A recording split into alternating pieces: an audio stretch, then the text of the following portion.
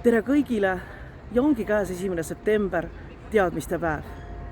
Minu selja taga on Brüsseli kooli lapsed, kes läksid kooli juba mõned päevad tagasi, aga Eestis alustasid lapsed kooliteed täna, 1. septembril. Ja see päev on tähtis kõigile, olenemata sellest, kas mindi lastesõime, lasteaeda, kooli või ülikooli. Ka meie peres on see eriline päev. Täna oli Oskari esimene lastehoiupäev.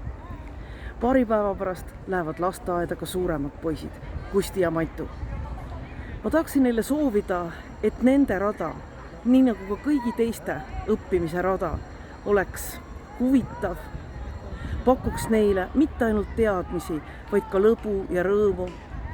Et nad ei saaks tuttavaks mitte ainult uute teadmistega, vaid ka uute sõpradega.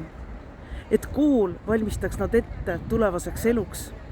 Et lasteaed oleks heaks hüppelauaks kooli minekuks. Ja lastesõim jääks meelde kui tore koht, kust mindi edasi lasteaeda. Ma samuti loodan, et seda päeva tähistatakse erinevates peredes. Kes teevad ühise õhtusöögi, kes lähevad kohvikusse, kes lihtsalt räägivad või söövad torti. Ma tean, et ka minu poisid söövad täna Tallinnas torti ja mul on selle üle väga hea meel. Sest on olemas traditsioonid, mis käivad 1. septembriga kaasas, sest 1. september on eriline ka sellepärast, et lõpeb selline rahulik, loid, suvine suvi.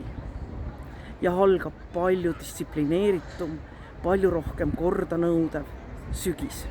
See ongi nagu väga oluline pöördepunkt igal aastal ja väärib tähistamist, väärib meelespidamist.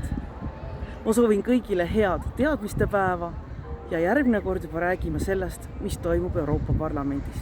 Kõike head, olge terved, kohtumiseni!